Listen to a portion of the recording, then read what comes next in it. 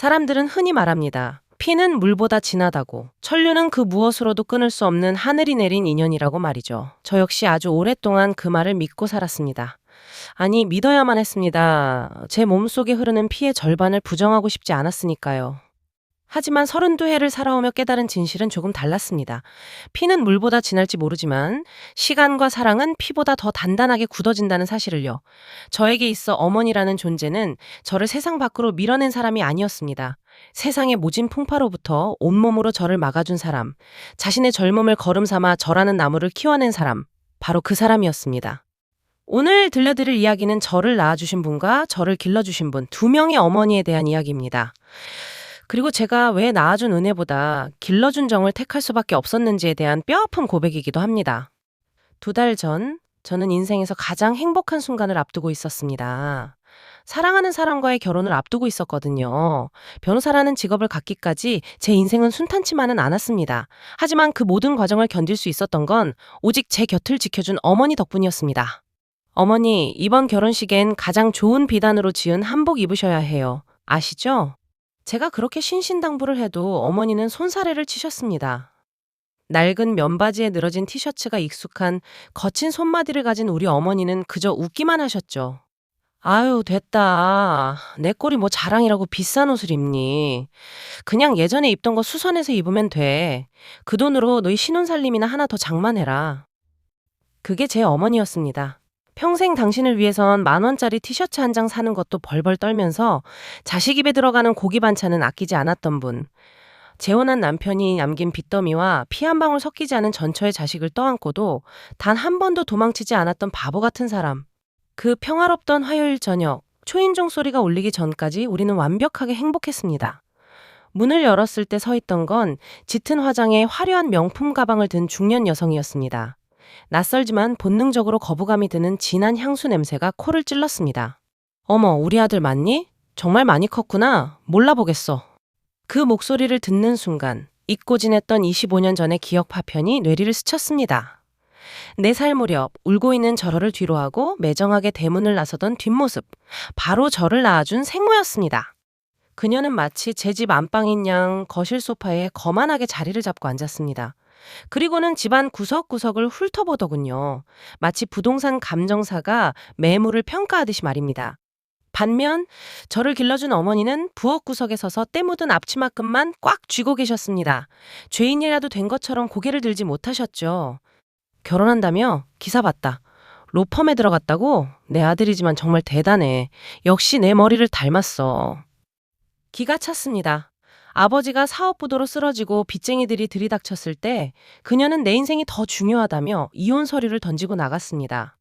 그때 제 나이 고작 4살이었습니다. 저를 거두어 키운 건 당시 아버지의 가게 종업원이었던 지금의 어머니였습니다. 동네 사람들이 수군거렸습니다. 새엄마가 오죽하겠냐고, 애 밥이나 제대로 주겠냐고 말이죠. 하지만 어머니는 그 시선들을 묵묵히 견뎠습니다. 제가 열이 40도까지 올라 경기를 일으키던 밤 맨발로 저를 업고 응급실까지 뛰었던 분입니다.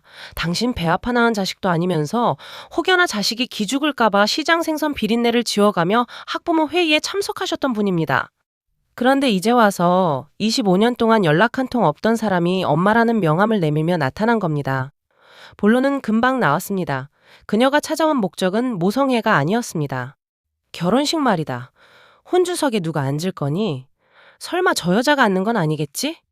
그녀의 손가락이 부엌에 있는 어머니를 가리켰습니다. 경멸이 담긴 손짓이었습니다. 낳은 정이 있는데 어떻게 남이 그 자리에 앉니? 그리고 내가 알아보니 사돈댁이 꽤 있는 집안이라면서 내가 생모로서 체면이 있지 빈손으로 갈 순 없잖니. 너 키워준 값은 안 받아도 내가 너 낳느라 고생한 값은 받아야겠다. 5천만 원. 그 정도면 내 체면 칠해는 되겠다. 그녀에게 자식은 25년 만기 적금 같은 것이었습니다. 낳아만 놓으면 언젠가 이자가 붙어 돌아오는 투자 상품 말이죠. 더 이상 참을 수가 없었습니다. 저는 자리에서 일어나 부엌으로 걸어갔습니다. 그리고 떨고 있는 어머니의 손을 잡고 거실로 데리고 나왔습니다. 이봐요, 당신. 제가 처음으로 그녀를 똑바로 쳐다보며 말했습니다. 당신이 착각하고 있는 게 있는데 당신은 나한테 생물학적 유전자를 준 사람일 뿐이에요. 그 이상도 그 이하도 아닙니다. 이 손 보이세요? 생선가시에 찔리고 찬물에 터져서 지문조차 닳아버린 이 손. 이 손이 나를 먹였고 입혔고 사람으로 만들었습니다. 당신이 도망쳐서 새 인생 즐길 때 이분은 내 등록금 마련하겠다고 새벽 4시에 시장 바닥을 기어다녔어요. 야, 너 말이 심하다. 그래도 내가 널 낳았어. 그녀가 악을 쓰며 소리쳤습니다. 하지만 제 결심은 확고했습니다. 아니요. 당신이 낳기만 하고 버렸다면 저는 길거리에서 죽었겠죠. 지금의 저를 만든 건 낳아준 당신이 아니라 길러준 이분입니다. 그러니까 내 어머니 자격 운운하지 마세요. 당신한테는 그럴 자격 단 1%도 없으니까요. 당장 나가라는 제 기세에 눌려 그녀는 욕설을 중얼거리며 쫓겨나듯 나갔습니다. 현관문이 닫히고 정적이 흐르는 거실에 어머니의 흐느낌 소리만 남았습니다. 어머니는 미안하다며 본인이 친엄마가 아니라서 미안하다고 울먹이셨습니다. 저는 무릎을 꿇고 어머니의 거친 손을 제 볼에 비볐습니다. 따뜻했습니다. 25년 동안 저를 지켜준 그 온기였습니다. 엄마, 무슨 소리야? 나한테 엄마는 우리 엄마 딱 한 명뿐이야. 알지? 나 결혼식 때 엄마 손 꼭 잡고 들어갈 거야.